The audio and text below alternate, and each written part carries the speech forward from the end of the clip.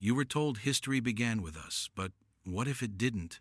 What if the timeline etched into textbooks is not the whole truth, but only the most recent chapter in a story that stretches far deeper into Earth's memory? Imagine standing on cracked stone beneath your feet, believing it to be the foundation of your present world, but in reality, it is the broken floor of a forgotten hall where other people once walked, dreamed, and perished before you.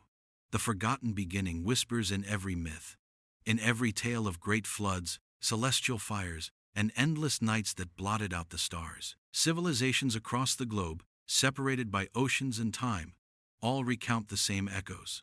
A world destroyed, reborn, and inherited by those who came after. But what if those echoes are not inventions of imagination, but faint memories passed down from survivors of an earlier humanity? Picture the ruins that sit beneath oceans, temples swallowed by waves, or stone walls buried beneath jungles, their carvings eroded by centuries of silence. These are not simply mysteries. They are fragments of a deeper story waiting to be remembered. Archaeology sometimes uncovers objects that should not exist: metal spheres in ancient rock, maps showing coastlines that only satellites revealed, tools forged with precision far beyond their supposed era.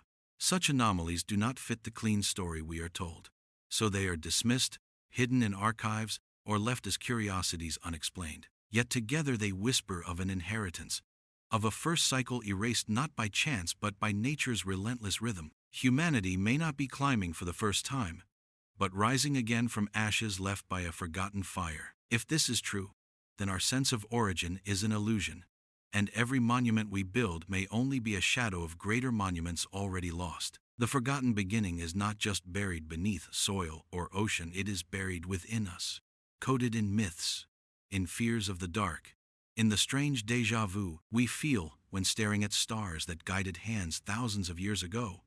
Could it be that the questions we ask today are the same questions asked by those who came before, their answers erased by catastrophe?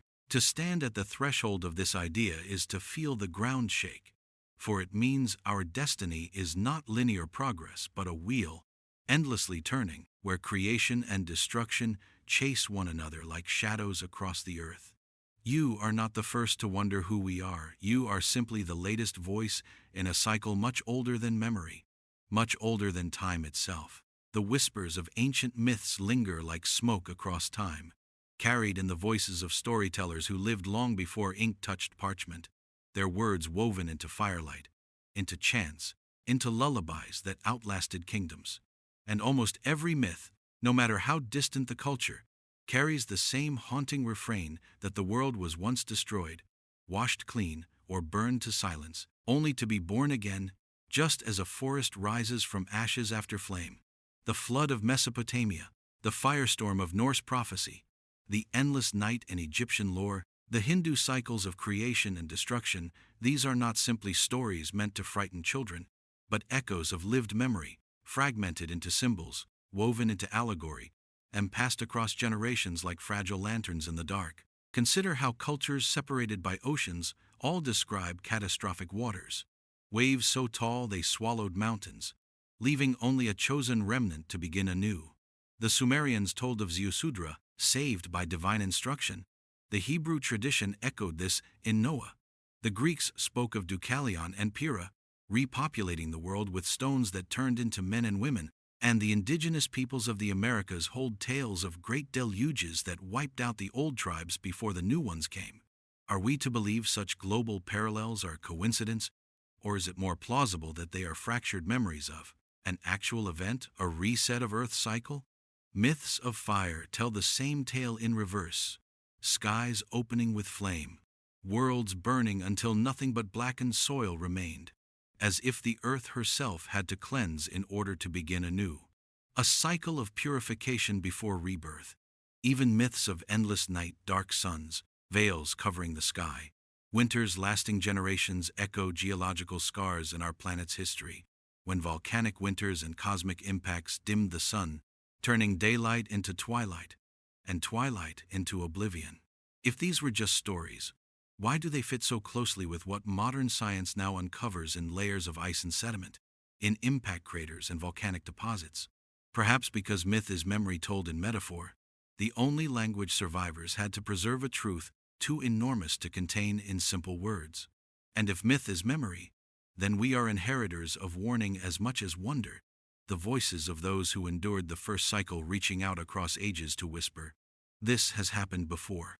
When you hear the rhythm of these myths, you begin to feel the pulse of the cycle itself, the slow turning of Earth's wheel, where civilizations rise and fall like breaths, and where we, standing tall in our towers of steel and glass, may be living not at the dawn of history, but in the middle of its second telling, blind to the shadow of the first. If myths are memory spoken in metaphor, then relics are memory carved into matter, and across the world there exist objects that whisper of a timeline older than the one we know, out-of-place relics that defy the story of human progress we have been taught to trust.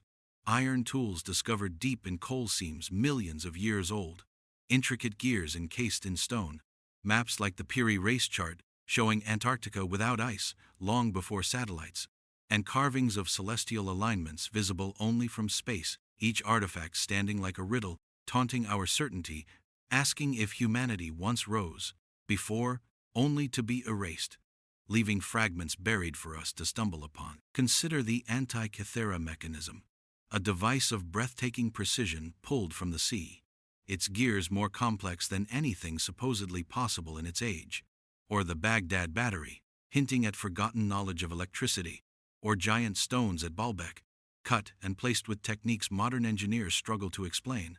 Are these anomalies really accidents of history, or are they fingerprints left by survivors of a first cycle, markers set like breadcrumbs for us, the inheritors of Earth's second cycle of life? Archaeologists often dismiss such objects as curiosities or misinterpretations, yet the pattern repeats too often to ignore.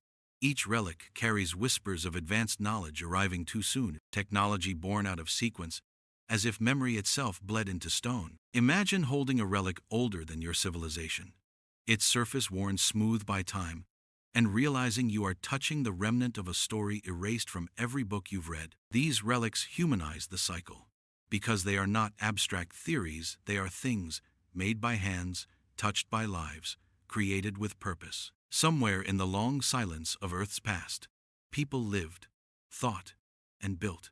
And though their cities are gone, their objects remain as stubborn survivors, like seashells on the shore after a storm. To deny their reality is to close our eyes to the possibility that we are not the first chapter, but the second, and that those who came before tried to leave us messages, warnings, or proof that they existed. Out-of-place relics are not mistakes.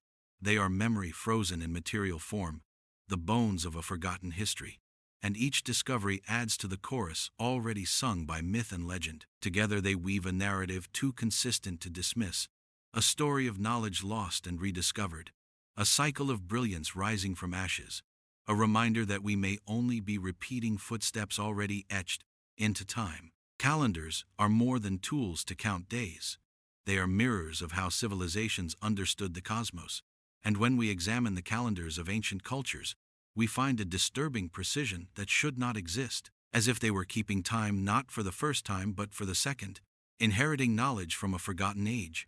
The Mayan long count measured epochs stretching thousands of years into the past and future, describing cycles of creation and destruction with uncanny accuracy. The Hindu yugas told of golden ages followed by dark ones, repeating in vast cycles. The Egyptians aligned their calendar not only to the sun but to Sirius, a star so exact in its rising it guided the flooding of the Nile.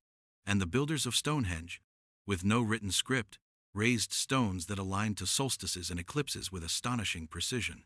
How did cultures separated by oceans and centuries all create systems that synchronized with cosmic rhythms, as if they were following a template handed down from an earlier world? These calendars suggest not isolated invention but memory, a shared awareness that time itself is cyclical, a wheel turning again and again, where civilizations rise, fall, and return. Modern archaeologists sometimes dismiss these as coincidences or the product of keen observation, but the consistency is too sharp, too deliberate, to be chance. Consider that the Mayan calendar's end date of one cycle corresponded closely with astronomical alignments noted by other cultures, as if they all remembered the same turning of the wheel. What if the first cycle of humanity measured time in the same way?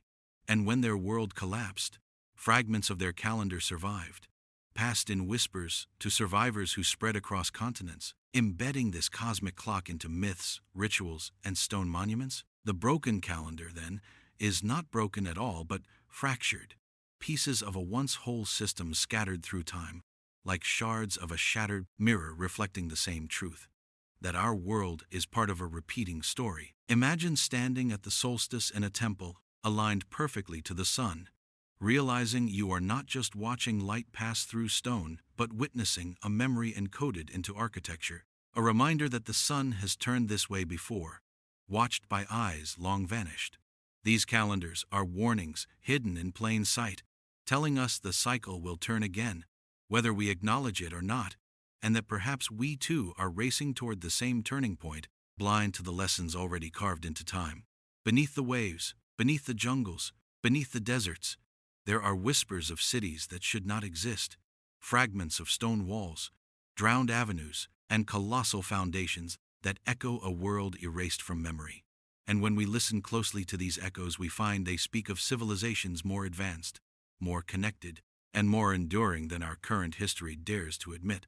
Atlantis, the island empire described by Plato, dismissed as allegory yet fitting eerily into geological shifts that occurred thousands of years ago. Lemuria, the mythical sunken land across the Indian Ocean, whose memory survives in Tamil poetry and Polynesian legend. The vast ruins off the coast of Japan at Yonaguni, with their stepped pyramids and sharp right angles, dismissed by skeptics as natural formations, yet unmistakably resembling human design.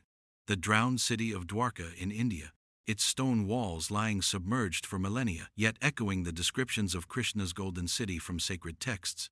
And off the shores of Cuba, sonar readings reveal geometric patterns stretching across the seabed, vast enough to suggest an entire metropolis now buried by the ocean's weight. These echoes of lost cities remind us that what is called myth may be the blurred recollection of real places swallowed by catastrophe, their memory distorted but never silenced. If Earth's first cycle of humanity rose and fell, their cities would be the first to vanish, consumed by floods, earthquakes, volcanic fire, or shifting seas, yet fragments would remain, as stubborn witnesses defying the clean lines of our official story. To walk among ruins is to feel the pulse of the people who once lived there, their laughter, their rituals, their fears, their ambitions carved into stone. And when those stones lie underwater or deep in jungle roots, it tells us that time itself has buried a history we are not meant to see. Archaeologists often dismiss these finds as accidents, coincidences, or exaggerations of nature, yet the pattern repeats across continents. Submerged cities appear where myths foretold them, aligning memory with geology, narrative with evidence. These ruins humanize the forgotten cycle, because they remind us that real people lived and built lives in places now erased, and the stones they left behind are their voices calling out through centuries of silence. Imagine standing on the deck of a ship above Yonaguni, staring at the waves while knowing that beneath you lies a staircase that once carried footsteps, or diving among the columns of Dwarka, touching the same stones described in epics written thousands of years ago. In these moments, the veil of history feels thinner, and the possibility of an earlier humanity becomes more than speculation, it becomes tangible. The echoes of lost cities are not relics of imagination but monuments to a cycle of life forgotten, reminders that what we call the beginning may only be a return, and that we, too, are building cities, destined to become echoes for those who come after us. Every great civilization believes it will endure forever, yet the earth has always had the final word. And when we examine the scars written into stone, ice, and soil, a chilling rhythm emerges, a cycle of catastrophe that has ended worlds before and may do so again. Consider the layers of ash from volcanic winters, like the eruption of Toba 70,000 years ago, which nearly erased humanity itself, leaving a genetic bottleneck so narrow that all modern humans may descend from a few thousand survivors. Think of the asteroid that struck the Yucatan 65 million years ago, shattering the reign of the dinosaurs in a single terrible moment. a reminder that the heavens themselves can erase empires. Then turn to the great floods at the end of the last ice age, when melting glaciers sent walls of water roaring across continents, submerging valleys, coasts, and perhaps entire cities remembered only in myth. Each catastrophe different in nature, but united in consequence, resetting life, erasing memory, silencing progress until the earth could heal and begin again. What if the first cycle of humanity rose high, building monuments, maps, and calendars, only to be swept away by one of these resets, their knowledge scattered like seeds in the wind? The cycle of catastrophe is not random. It is written in rhythms of climate, orbit, and geology, a great wheel that turns whether we notice or not. And humanity may simply be the latest passengers caught in its rotation. Archaeologists find sudden breaks in history, cultures thriving, then vanishing without explanation, as if the hand of nature swept them aside. Oral traditions across continents speak of fire falling from the sky, of earth trembling, of waves swallowing the land, echoes of survivors who lived through resets we no longer acknowledge. To humanize this cycle, imagine being among those survivors, watching your home swallowed by flood, your city darkened by volcanic ash, your children growing up in a world stripped back to silence, where stories became the only way to remember what once was. The myths, the relics, the calendars, they are not separate puzzles, but pieces of one great mosaic pointing to the truth that we are living in Earth's second cycle of life, inheritors of both glory and warning. If catastrophe is woven into the fabric of time, then the question is not if the wheel will turn again, but when and whether our cycle will end in silence, or whether we can finally break free of the rhythm that has defined all who came before us. Across continents, separated by oceans and time, civilizations that supposedly never knew each other built monuments that look as if they were designed from the same invisible plan, a phantom blueprint echoing through the ages. The Great Pyramids of Giza rise in alignment with Orion's belt, their proportions reflecting mathematical constants still studied today, while far across the Atlantic, the pyramids of Teotihuacan mirror the same stellar patterns, their avenue of the dead oriented with celestial precision. In Cambodia, Angkor Wat aligns with solstices, its towers mapping constellations, while in Peru, the Nazca lines stretch across desert plains like giant geoglyphs, only visible from the sky, a view no ancient builder should have possessed. What explains this shared obsession with the heavens, this identical merging of stone and star? It is as if fragments of memory from the first cycle survived catastrophe, scattered across the globe, carried by survivors who passed down knowledge too immense to fully preserve but too vital to forget, embedding it in sacred architecture, so the second cycle would one day rediscover the message. Archaeologists argue for independent invention, yet the similarities are too precise, too repetitive, to dismiss as chance. Each site speaks of geometry, astronomy, and engineering that seem beyond their time, as if someone once handed humanity a template. Imagine walking among these monuments, running your hand along weathered stone, and feeling not only the presence of the builders but the ghost of those who came before them, the echo of a design not born in their age but inherited from an older one. The phantom blueprint humanizes the forgotten cycle because it reveals intent someone wanted these structures to endure, to point to the stars, to remind future generations that they were not the first to gaze upward and wonder. If these blueprints are real, then the monuments of our ancestors are not simply tombs, temples, or ceremonial spaces. They are messages written in stone, repeating across continents like a chorus of survivors whispering through time. Remember us, remember the sky, remember that the cycle turns. When we stand before them today, we are not only tourists marveling at ancient feats, we are participants in a dialogue across ages, invited to question whether our own cities, with their steel towers and glowing lights, are merely the latest layer in a design already traced before.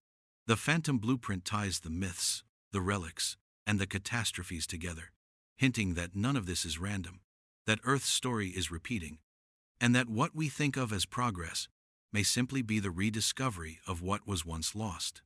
Time is not a straight line but a wheel, and ancient cultures seem to know this truth, constructing their lives around cycles measured not in years but in vast cosmic ages. as if they sensed that creation itself moved according to a clock written in the stars.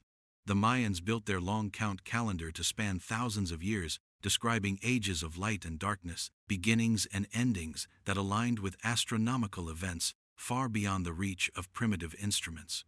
In India, the yugas tell of 4 vast ages: golden, silver, bronze, and iron, cycling endlessly, each one a decline from the purity of the last until destruction resets the wheel. The Egyptians tracked not only the rising of the sun but the shifting of the heavens, marking precession the slow wobble of Earth's axis, knowledge we only rediscovered with modern astronomy. Even the Druids of Britain raised stones at Stonehenge to capture solstices and eclipses, their lives measured by shadows cast from sky to earth. What binds these cultures together is not geography, but an understanding that time itself has a pulse, a cosmic heartbeat, that signals when worlds rise and when they fall. Could it be that survivors of the first cycle passed fragments of this knowledge into myths and monuments, encoding the awareness that history repeats, that civilization is born, flourishes, collapses, and begins again? The cosmic clock is not only myth, it is carved into the tilt of Earth, the rhythm of seasons, the pattern of catastrophes, and the rise and fall of civilizations recorded in both stone and memory. Imagine standing in a temple aligned perfectly to a solstice sunrise, feeling sunlight pour down a corridor that has waited thousands of years for that exact moment, and realizing that the builders wanted you to feel the weight of time itself, to understand that you are not the first to witness it. The clock is ticking still, and we are caught in its motion. Modern scientists warn of cycles in climate, in solar activity, in orbital shifts, patterns that echo the ancient belief that destruction comes not randomly but on schedule.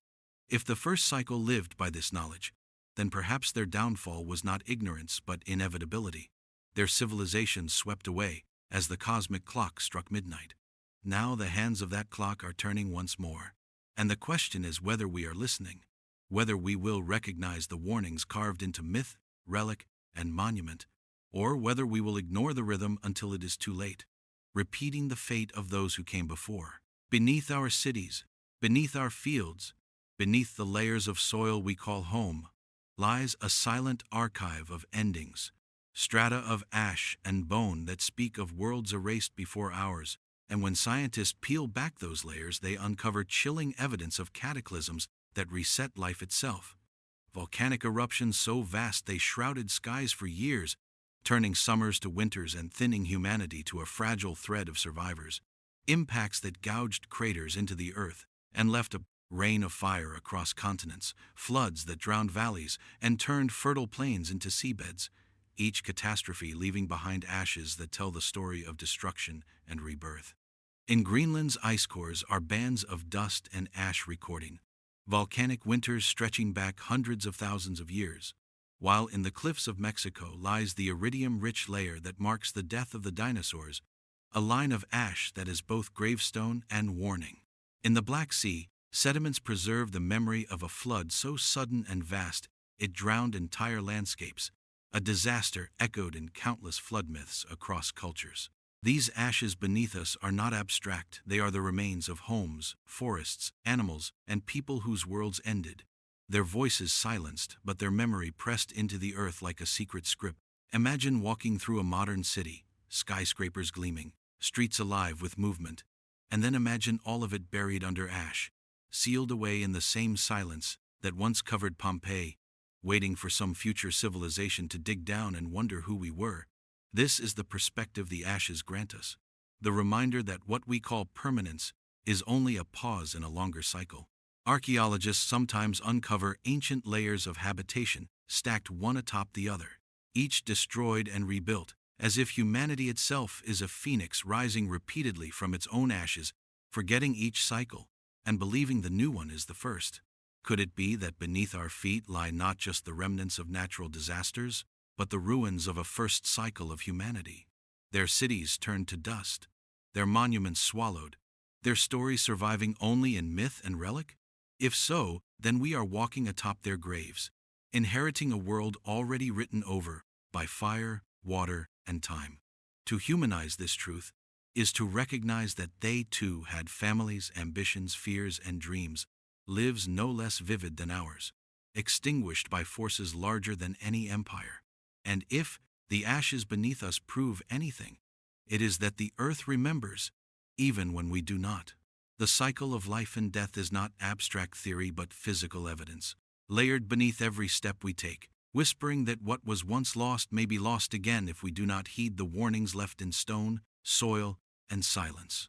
The prophecy of return arrived not as a single scroll but as a chorus of broken verses, fragments scratched into temple walls, lullabies hummed at bedside, star charts folded into map seams, so that when you trace these shards with a careful hand, the pattern assembled into something equal parts, elegy and instruction, a warning left by those who had once watched their world unravel and decided to hide knowledge where time might not find it too soon.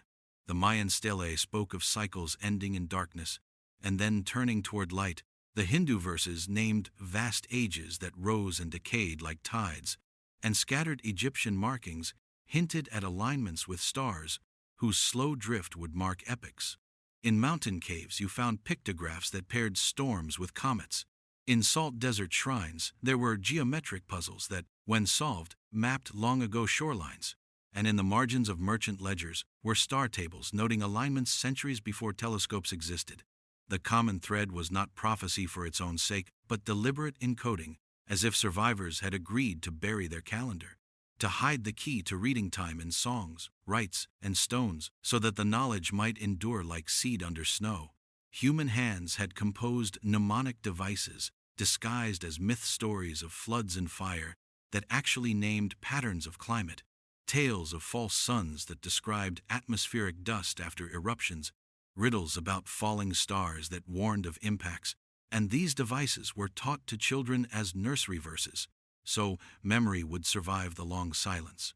Some communities became guardians, secret orders who preserved fragments of the prophecy in vaults, in carved pillars, in oral poetry, swearing not to reveal everything at once lest the knowledge be misused. Yet determined to give future generations a fighting chance, other keepers twisted the messages for power, reading doom into every comet to control the frightened, showing how prophecy could be both shield and blade. Most striking of all was the evidence that the prophecy named signs not vague omens, but concrete markers to watch for.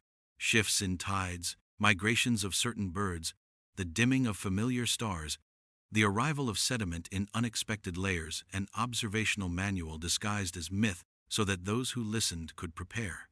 To read these texts was to feel the near-human urgency of their writers, parents trying to teach children to survive the unthinkable, engineers trying to sketch a warning in stone and math, priests turning catastrophe into ritual so memory would outlast panic. You felt their hands in the glyphs, their breath in the rhythm of the verses, and the whole effort humanized the great cycle. It was not only geological fate but a story of people who loved, feared, planned, and hoped that memory might save what brute force could not. The final, most unnerving fragment closed like a question. Had the hour been marked for us as well? And if so, would the warning be heard in time to change the turning of the wheel? Or would it become yet another whispered verse swallowed by the next layer of ash? Unlock the hidden truths of Earth's forgotten past. Subscribe now to explore lost civilizations, forbidden history, and the secrets of humanity's second cycle of life. Don't just watch history, question it, challenge it, and uncover the mysteries buried beneath our feet and written in the stars.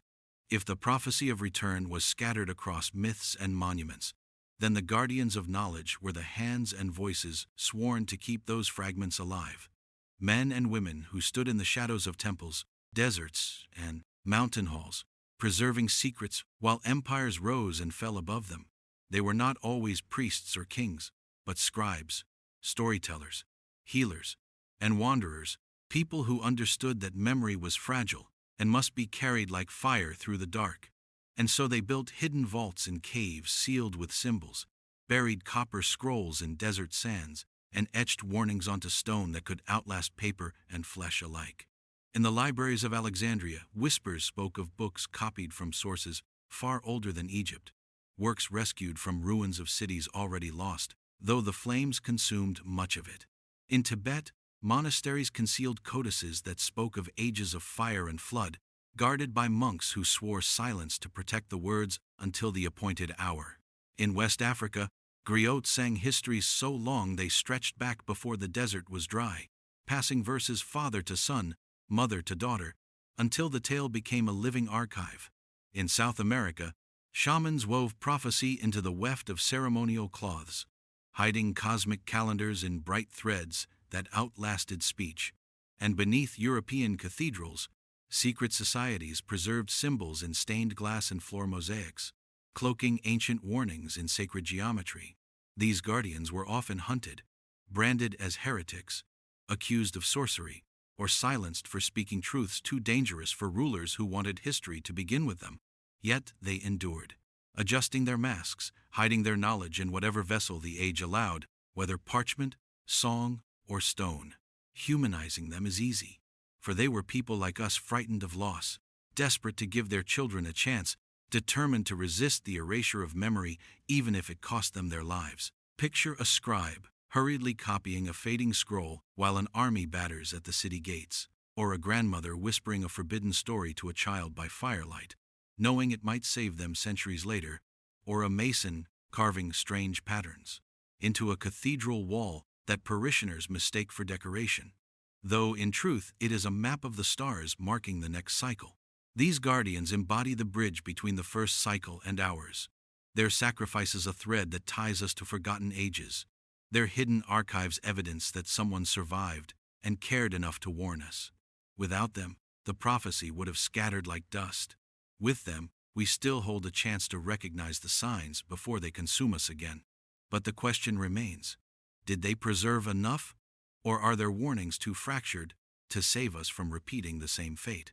Across forgotten temples, across manuscripts tucked into monastery vaults, across carvings weathered by salt winds and jungle rains, one symbol appears again and again, a fractured circle, a broken reflection, a cursed mirror that seems to whisper that what is past is destined to return, and those who dare to stare into it may glimpse not their own faces, but the shadow of civilizations erased. In Greek myth, Narcissus perished gazing into his own reflection. In Norse tales, a mirror-like well-revealed fates too heavy for mortals to bear, while in Hindu lore, the cosmic dance was described as the world mirrored again and again across cycles of destruction and rebirth. Even in Andean textiles and African rock art, spirals and mirrored suns appear like fingerprints of an idea too ancient to belong to one people alone. Archaeologists often categorize these motifs as simple decoration, yet when placed beside one another they form a chorus of warning. The mirror is not ornament but metaphor, a reminder that humanity sees itself in repetition, destined to replay triumph and failure unless the cycle is broken. The cursed mirror symbolizes both knowledge and danger, because those who tried to preserve memory from the first cycle may have understood that remembering too much would be unbearable. Imagine knowing your civilization will end not by chance but by pattern, and carrying that weight in every decision. Survivors may have encoded this truth in mirrors and reflections, teaching their children through symbols rather than words that what they built could vanish, just as what came before them had.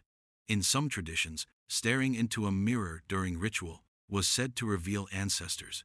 But perhaps what those ancestors showed was not only family but memory itself, a glimpse of the erased first cycle. To humanize this symbol is to imagine a family gathering by firelight, elders tracing spirals in sand, explaining that the world is a mirror that shatters and reforms, that our lives are pieces of glass reflecting lives lived before. It is to see a priest carving mirrored suns on stone, not as decoration but as desperate reminder to generations unborn that history repeats. Even today, we encounter the mirror in strange ways. Déjà vu that feels like memory leaking through cracks, patterns in politics and war that echo empires long dead, cities that rise in glory only to fall into ruin, repeating the same arc as if trapped in reflection. The cursed mirror is not merely symbol but prophecy, telling us that unless we break the cycle, we are destined to replay the tragedies of the past, building towers only to see them crumble, writing histories only to bury them under ash. staring into our reflection until it shatters once more. When we gaze at the night sky, scattered with billions of stars and galaxies, we are confronted with a silence so profound it humbles the soul. For if life is abundant in the cosmos, as mathematics suggests it should be, then why do we hear nothing, see nothing, encounter nothing? This paradox, known today as the Great Silence, becomes even more haunting when viewed through the lens of cycles. Because what if civilizations beyond Earth, like our own, rose in brilliance only to collapse in fire or flood, leaving behind only ruins orbiting forgotten suns? Perhaps the silence of the stars is not absence but aftermath, a cosmic graveyard where advanced societies burned bright and vanished before they could reach across the void. Ancient cultures seem to sense this quiet truth, embedding in their myths warnings that the heavens were not merely a backdrop of light but a mirror of fate. The Dogon of Mali describes Sirius with uncanny precision, as if inheriting fragments of lost knowledge. The Mayans tracked Venus with devotion, calling it the destroyer star. Chinese chronicles spoke of comets as heralds of dynastic collapse. In each case, the stars were not companions but omens, telling of endings as much as beginnings. To humanize this silence is to imagine another civilization, on a distant planet, watching their skies as we watch ours, building monuments to align with constellations, telling their children stories of cycles, only to vanish before we could meet them. The silence then becomes less mystery than inevitability, a shared destiny in a universe governed by catastrophe and renewal. Science now speaks of gamma-ray bursts, solar flares, and wandering asteroids as threats capable of ending civilizations in an instant, and perhaps this is why we do not hear voices from other worlds. They too were caught in the wheel of destruction and rebirth, their signals fading into static long before we learned to listen. The cursed mirror of Earth reflects outward, showing us that what has happened here may have happened everywhere. That silence is not emptiness but memory of loss. Imagine standing beneath a sky blazing with stars, feeling awe but also sorrow, realizing that each point of light could be the tombstone of a civilization that once dreamed as we dream. In that silence you feel not only the loneliness of humanity but the weight of responsibility. For if we are Earth's second cycle of life, perhaps we are also among the few voices left in a quiet universe, and our fate will decide whether that silence deepens or finally breaks. If the ruins beneath our oceans, the myths of floods and fire, the relics that should not exist, and the alignments written in stars all point to a first cycle of humanity, then the haunting question becomes, why do we not remember? Why does the second cycle walk in ignorance of the first?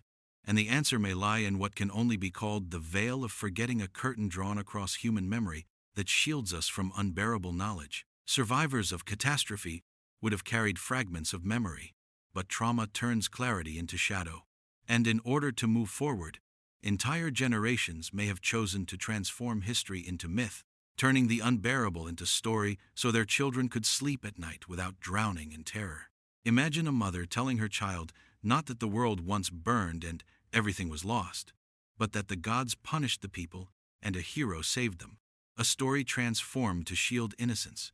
Over centuries, those protective stories hardened into myths, and the truth was hidden beneath metaphor. The veil of forgetting also exists in time itself, for erosion, tectonic shifts, and oceans erase traces of cities and lives, until only scattered clues remain. And so nature conspires with human memory to hide what came before. Yet forgetting is not only accident or protection, it may also be design. For what if the cycle demands amnesia, forcing each reborn humanity to begin as if for the first time, free from the burden of knowing its fate? Many ancient traditions hint at this. Hindu cosmology speaks of souls reincarnating with the gift of forgetfulness. Egyptian lore describes a river of memory that souls must drink from before returning. And even Greek myth tells of Lethe, the river of forgetfulness that ensures rebirth comes without remembrance. Perhaps humanity itself is caught in this ritual, beginning each cycle cleansed of memory so that the game can be played anew. To humanize this veil is to imagine a family after catastrophe, carrying fragments of knowledge, how to plant, how to navigate, how to measure the sky but unable to explain the greatness they once knew, reduced to whispers around a fire, trying to keep alive what little remained, their children inheriting half-truths that in time became myth. When we read those myths today, when we study symbols of mirrors, floods, and suns, we are reaching through the veil, touching the echoes of people who once tried to remember, but could not hold on. The veil of forgetting may protect us, but it also imprisons us, keeping us blind to the fact that we may be repeating the same mistakes, marching toward the same fate as the first cycle. To pierce that veil is both gift and curse, for knowledge brings fear, yet perhaps in breaking through, we can finally choose differently, writing not another repetition but a new path forward. If the veil of forgetting explains why we walk blind to the past, then the shadows of tomorrow reveal how we may be stumbling into the same fate. For everywhere we look, the signs of repetition glimmer like storm clouds on the horizon. Climate systems straining under human ambition, oceans rising as glaciers melt just as they did at the end of the Ice Age, cities sprawling across coasts as if daring the tides to return, forests shrinking as deserts creep outward, and skies streaked with smoke from fires that echo the fiery myths of destruction told by our ancestors. Technology, though dazzling, also hums with echoes of hubris, for we split the atom and built engines that can power cities but also unmake them. Much like the legends of divine weapons described in Hindu epics or fire from heaven told in countless traditions, and we have already seen how fragile our creations are when a single blackout plunges millions into silence, when networks collapse under unseen pressure, when satellites falter and remind us that our entire civilization rests on fragile strands of glass and signal. These shadows are not abstract, they are human stories unfolding now, families displaced by rising waters, farmers facing seasons that no longer follow the rhythm of memory, children coughing in air their ancestors once called clean. To humanize tomorrow is to realize that our cycle is not just myth and prophecy, but daily life, playing out in headlines, in migrations, in struggles that mirror the challenges of those who came before. Ancient texts warned of arrogance, of forgetting the harmony between earth and sky. And today we stand in that same blindness, convinced our towers of glass and steel are permanent when they may already be ruins in waiting. The shadows of tomorrow are also psychological, for like those before us we distract ourselves with spectacle, believing entertainment and wealth can shield us from catastrophe. Yet beneath the surface fear gnaws. What if storms grow stronger? What if the seas rise faster? What if tomorrow breaks the illusion of stability we cling to? To look at the shadows is to sense déjà vu, the uncomfortable truth that we are replaying the first cycle's mistakes, pushing nature beyond its balance, ignoring the lessons encoded in myth, relic, and ruin. And yet, within those shadows lies a chance, awareness, the possibility to turn, to break the pattern before it closes upon us. But will we see clearly? Or will we allow tomorrow to become yesterday once again, another layer of ash beneath the feet of those who may come after? Every cycle has its breaking point, a moment when balance tips into collapse. And for us that moment may be marked not by water or ice but by fire, for we now stand on the threshold of flame, with power in our hands unlike anything our ancestors imagined, a fire both technological and elemental, born of our mastery and our hubris. Nuclear stockpiles sleep beneath silos, capable of turning cities to dust in seconds, a force as apocalyptic as the thunderbolts of gods described in myth. While energy extracted from the Earth's depths fuels our world yet poisons its air, each burning furnace pushing the climate closer to the fevered state, remembered in stories of destruction. Forests, once the lungs of the planet, ignite in seasons longer and hotter than any in memory, sending plumes of smoke across continents, while volcanic ranges remind us with occasional roars that Earth itself still carries within it a furnace capable of reshaping landscapes overnight. Ancient myths spoke of worlds ending in flame, the Norse Ragnarok, the Hindu Pralaya of fire, the visions of prophets who saw skies consumed by burning winds, and as we look around, we find those prophecies less metaphor and more mirror, reflecting a future we may be engineering for ourselves. To humanize this threshold, imagine the family watching wildfire consume their home, clutching memories as flames erase their past, or the farmer standing in a cracked field, watching crops wither under a sun harsher than the one his parents knew. These are not abstract warnings but lived realities. Small pieces of a greater fire gathering strength. Yet the threshold of fire is not only natural or technological, it is psychological. For humans are drawn to flame, to light, to the illusion of control, and we play with it even knowing it can consume us, just as children stare at candles, mesmerized, unaware of danger.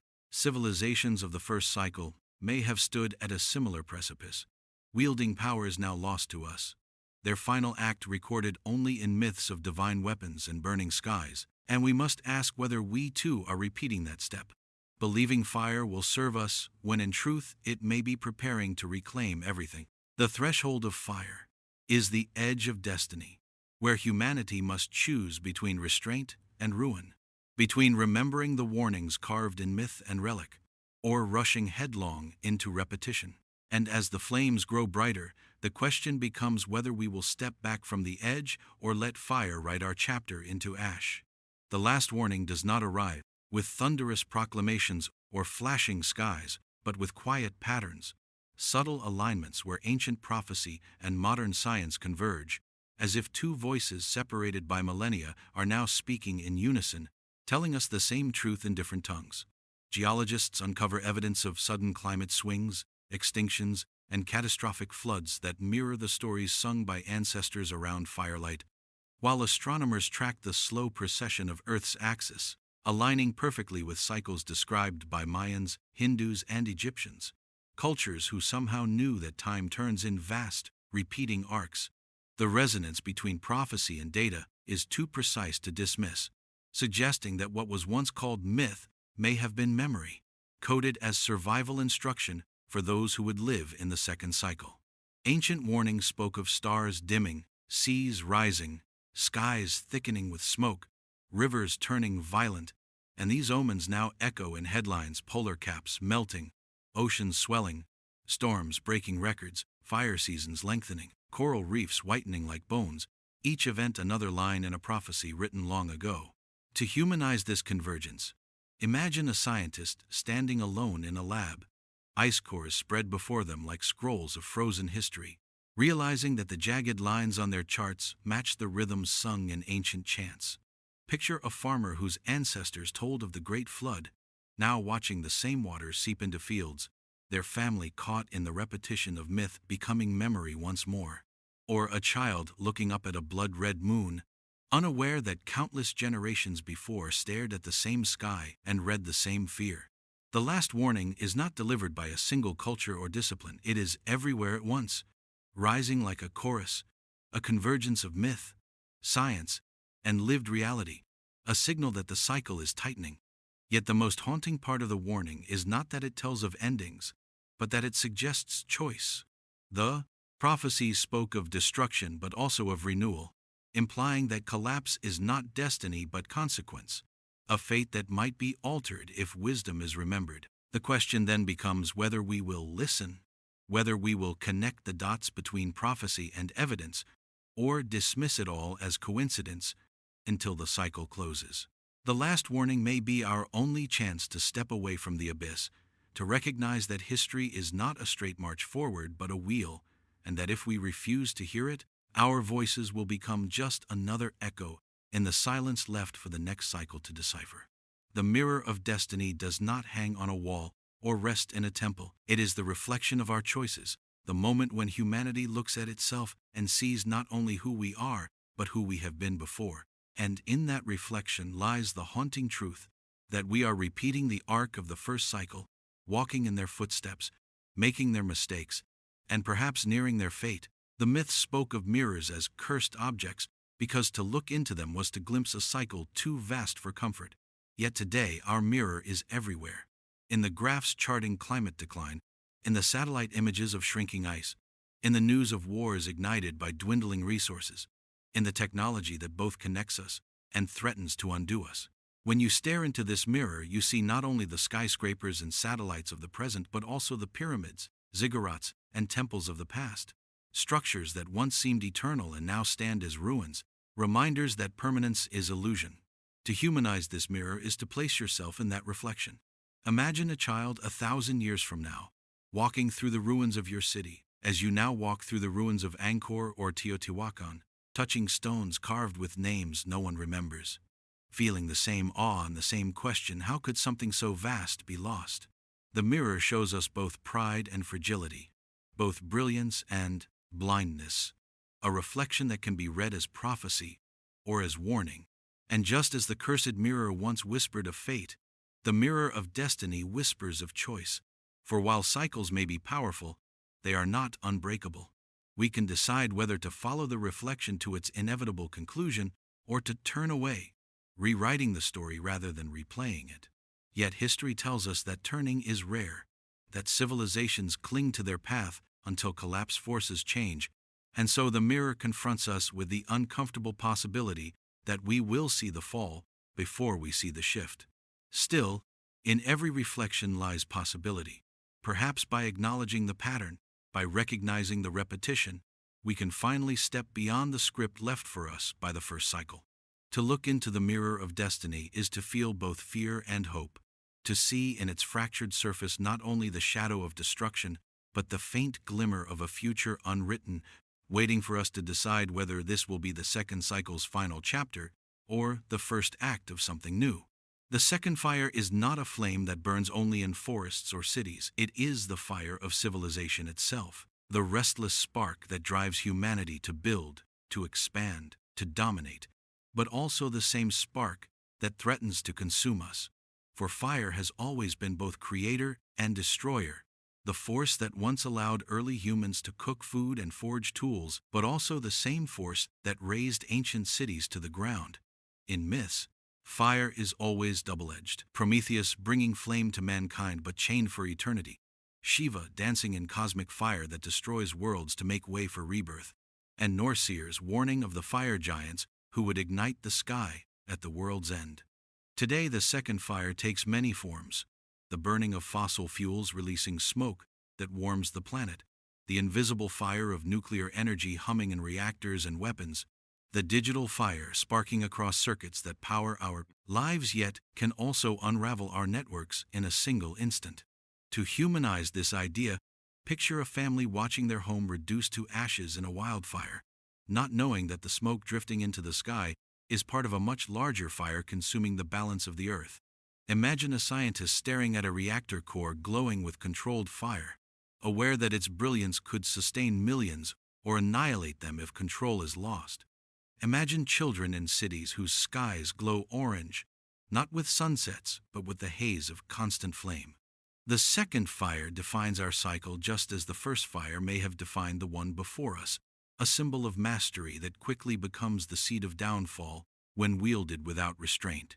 Archaeologists may one day find our skyscrapers as charred skeletons, our satellites falling like sparks from the heavens, and they will wonder whether this cycle ended in the same fire that began it. Yet fire is not only destruction, it is also rebirth. The element that clears forests for new growth, that tempers metal into strength. And perhaps the second fire carries within it the same paradox, offering us the chance to either destroy ourselves or forge something stronger than before. Standing in the glow of this fire, we must ask whether we are its masters or its slaves, whether we are feeding a flame that will write our names into ash, or tending a spark that can illuminate paths our ancestors never imagined. The second fire is our inheritance and our trial, and whether it becomes our ending or our transformation will decide not just the fate of this cycle but whether there will ever be a third. And so we arrive at the edge of the story, staring into the silence that follows the fire, wondering if we stand at the end of a chapter or the beginning of one. For the open question that lingers over us is not whether cycles exist.